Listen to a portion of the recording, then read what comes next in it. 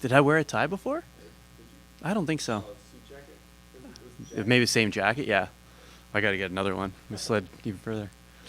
Just Yeah. your thoughts on how it unfolded today. Yeah, no, I thought it was it's kind of exciting. The last couple of years haven't been necessarily like chalk, but teams close to the top of the odds have moved up or stayed the same, and so it's kind of exciting from that standpoint. But third overall, we're gonna get a great player. Excited to head into meetings next week with our amateur group and start the process of nailing down where we want to line up the board and what it looks like. And I think it's we stayed in a good range where I think we're gonna be really excited with what we end up with. How do you kind of see the tiers? The consensus has been maybe a clear 1-2 Schaefer, Misa, but I want to get your thoughts. You want to get our rankings? Well, honestly, I think that's really something we don't necessarily do that that early.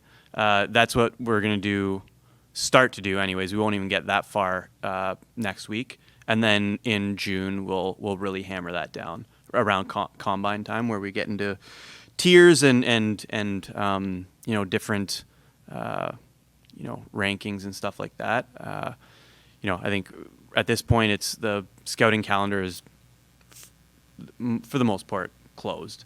You've got we just finished U18s down in Texas, and then Memorial Cup still going on with some draft eligibles, and so we'll get a sense of where all the scouts feel their players are in their regions, and the crossover scouts come in and weigh in on that. But the thing about the draft is there's always a lot of public discourse, and then I feel like there's always those people suggest they're surprise picks, but that's just people seeing the board differently, right? And that's what makes the draft exciting, and everyone has different opinions, different thoughts on what makes players successful, and so I think ours versus any other team is going to be different. It's going to be different from public, and so it's exciting to kind of get behind the curtain and really hammer away at what those tiers are, as you'd call it, or the rankings are for the Blackhawks, and what our staff believes and how we see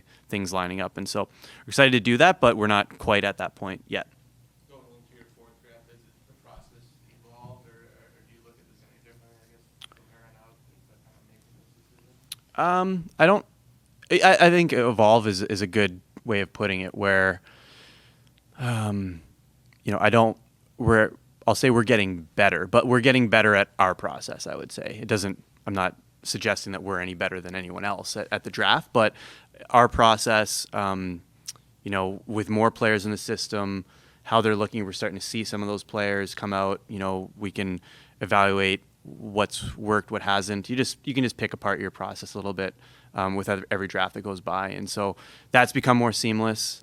Even you feel it on draft day and going in especially from day 1 to day 2, where you can see that work that's gone in the process that's kind of playing out makes things much more smooth when your one day ends and the next one begins, and how you just kind of seamlessly work right into the next day. And so I think you're always evolving, you're always working things out that maybe you think could be more smooth, or areas you want more information. But our staff's excellent. Mike Donahue does a great job with our amateur group, and no, I think I'm really happy with where we're at with our draft process. I know going into this year, you probably weren't expecting to kind of pick in this range. You were hoping to kind of graduate to the next step. In some ways, do you see this as like a silver lining, where we're getting a higher pick than we thought we would going into the year, and it's kind of a bonus going into this summer and just going into the draft? Yeah, I think it's sort of that.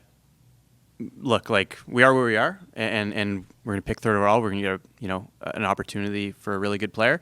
It's almost, you're looking back at the season where it's the tale of two seasons, right? It was the first part, and through the middle, it was frustrating, a little disappointing, obviously, based on what we realistically thought we could do. But then you saw the end with the young players and the youth movement that was starting to come, and that was super exciting. That was something that we saw coming, and it was nice to see that play out a little bit at the NHL level, and shows that optimism that we did share for a long time, but allowing the our NHL fans to start to see that play out in real time. And so that was exciting. But you know what? We are where we are, and so third overall is a pretty damn good place to acquire more talent, and we'll add it to a really strong prospect pool. This might be another very early question. Yep. Without getting state secrets. But how will being remote this year and not being in the fish tank on site maybe change the overall experience for you and the team? Well, it'll be different. The experience certainly will be different, right? The theater and the atmosphere of being in a rink won't be there, but I believe we'll have the opportunity to have more candid discussion around the table, right? It's just that opportunity isn't necessarily there live on the floor with cameras and mics and teams right next to you, and it's loud, and so it's just not conducive to that much discussion. Not that at that point there should be too much discussion, but things happen and surprises in your mind happen and options arise, whether it be trade or move down, move up. And it'll be nice to be able to speak more freely. I think business will be a little bit easier, but the atmosphere is obviously going to be very different. So we'll see. I think that's an intriguing thing about this year is it's totally different. How's that going to be easier, harder? I don't really have those answers. We'll just kind of learn about it when we're doing the draft. So. What's the current timeline on the coaching situation? Yep, no real timeline. We're going through the process right now.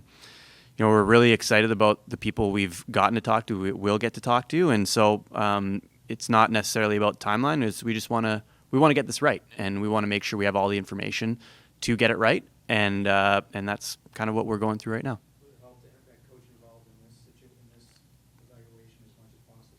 I don't think so. No, it's so hard to for someone, even if you coach or take like your pro staff, right? Your pro scouting staff, they don't have the insight into that player pool, and it's just it's a totally different animal, and it's a unique process that we run through that's very specific to the people that are involved every day, and the amateur staff and our strategy teams. And so it's not really something that the head coach or anyone else would be all that involved in, other than just as a spectator.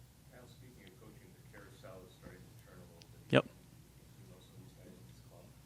How do you obviously keep your eye on it, Mhm. but how do you react or is there a reaction when, say, a key person leaves a club that might somehow be suitable for your club? I guess it could spur discussion, but I don't think it creates much of a reaction. I think we've got a sense of who the pool is and who the candidates could be, and so. But I don't think any change, materially impacts our process. As you started the process, have you, I guess, prioritized any areas or anything that's common that you guys have discussed this more, whether it's someone with NHL experience or how much the importance of them prioritizing the young players as they come in as coach, or what is anything that you bring to light about those discussions? Yeah. Well, look, I think a coach working with younger players, and that will be key, because that's, we are, we're going to be a younger team moving forward. And you saw a peak to that at the end of the season. And so, but I don't necessarily think that has to color what we go out and get, right? We're going to talk to a bunch of very qualified candidates that we feel very passionate about, that it's going to be determined in that room and in the interviews when, if it feels right, how they approach things, and if that's a right fit for us. Because in the end, we want someone that's going to come in and help these young players that we're very excited about, that we think have a ton of promise. They're going to need someone that's going to allow them to develop and allow them to grow, and through that, grow our status in the win column, right? And that's something that's all connected, right? And so, we're looking to check a number of boxes there. but ultimately want someone that's excited about what's going on in Chicago. And based on the reaction in my phone every day, this is it's an appealing job, and we feel that and we know that, and but we've got to find the right person that fits what we're doing, and that's kind of the course we're running right now. You have several potential draft picks at 3 rated around the same level, like Central Scouting Mhm. has said. Could you be more targeted to or tailor it to specific needs for the team?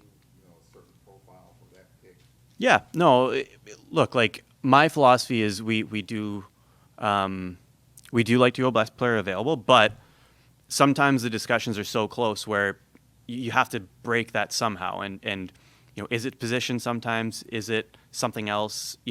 There's other factors outside of just, that rating or place on your board where, they are kind of in a bucket, right? Or a tier. And, what other elements come into play that we can separate these 2 or 3 players? Is it position? Is it the style of play? Is it what we've got already versus what one of these players provides? So there's a number of different things, because sometimes you can't go position because they all play the same position, and so there's different things that will eventually have to break that tie. And so, position, if there are different ones in a grouping where you're considering all those players for one pick, then it's something that definitely goes into the mix. Do you have a limit to how many coaches you'd like to interview or a target number? I don't know if we've ever thought about it that way. It's probably not, but you can't go talk to 20 people. You just don't have that time, right? That's pretty tough. You could, but you're probably not getting what you need out of those interviews. So again, you also don't want to waste people's time either, right? So we're constantly getting in front of people and making sure that no stone is left unturned, and we want to make sure that in the end we come to the best decision for the Chicago Blackhawks, and we feel like we're on that path now, but we don't want to rush it. We just want to get it right. Yeah, Anders is certainly in the mix, and I think what we saw from him, certainly at the end of the year with our young players, how they responded to him, how we heard players in the exit meetings respond to him, was quite positive. And so that's certainly got to be taken into account. And one of the main reasons why we were confident in having him fill the interim role, and what we saw again throughout his time here in Chicago, the wins maybe didn't pile up the way anyone would have hoped, is that I can't name one of our younger players that hasn't gotten better under Anders. Not one. They've all improved, and that's crucial to where we're going. And so that's something that's very, very top of mind, no matter who we interview, And so Anders has that feather in his cap. I can say that because I saw it, and people have written about it, right? Player goes down to Rockford, they come up better. And throughout the season, early in the season we saw some players get better, and then you see the young players that were here that, some of them were here a very short time, but they were put into situations to succeed, and were given feedback that was that resulted in them continuing to grow. And then you see a player like a Frank Nazar who took off in the second half. It's got to be attributed to someone. Obviously the player, but they're getting some positive direction there. And so there's he's certainly in the mix because we're going to be growing this through our young players and our exciting prospects, and they've prospered under him. And so that's all we can really ask of him. And so he's certainly in the mix because of that. Is it your intention to keep Mark Eaton in his role as coach indefinitely, or return him to his former role? I think we'll figure that out once Rockford's done. We'll chat with Eats and see how everything shakes out up top too. We've got a candidate in Anders that was filling that role before, and so we want to make sure we run our process up here, and then that'll all trickle down after that. So we'll get Chicago settled, and then figure out where that leaves things down the line. So, but it's probably a conversation we have to have with Eats, but they're in the playoff mix right now and doing very well, so we'll just leave them to that. And who has stood out to you for the games that you've seen with Rockford? Yeah, well, Joey Anderson had a hell of a game the other night. And so, but you know, I'm assuming you're asking more about the younger guys, which is fine. But you know, do give credit to Joey and some of those veteran guys who have played very well. But you know, Kevin Korchinski, I thought, has had a really strong. We got some lights going off and on here. Thanks, Lindsay. No, I think the defense core I thought has been quite good. You know, all of our young defensemen, and it's been exciting. You know, Aiden Thompson got his first pro goal the other night, and he's been buzzing around and making stuff happen. And I thought, you know, Colton coming back from injury had a really strong couple games, and Sammy Savoie has, you know, just been doing his thing and buzzing around. And so, you know, it's honestly, they haven't lost yet, and so like there's a reason for that. Is everyone's playing pretty well, and Drew Comesso, that's, you know, he's been fantastic. He's been awesome in the playoffs. So I think Drew has been a standout for sure. He's been great, and so really excited to see his play. But again, they're winning, and there's a reason, is because everyone's playing quite well, and so it's, in the end, it's great experience for them. You know, winning against Chicago, playing against a really heavy, hard to play against team in Milwaukee is a great education for these young guys too. That, you know, they're playing against a really good team in Milwaukee, and they're hard to play against. So, but they're getting a taste of playoff hockey, and that's invaluable.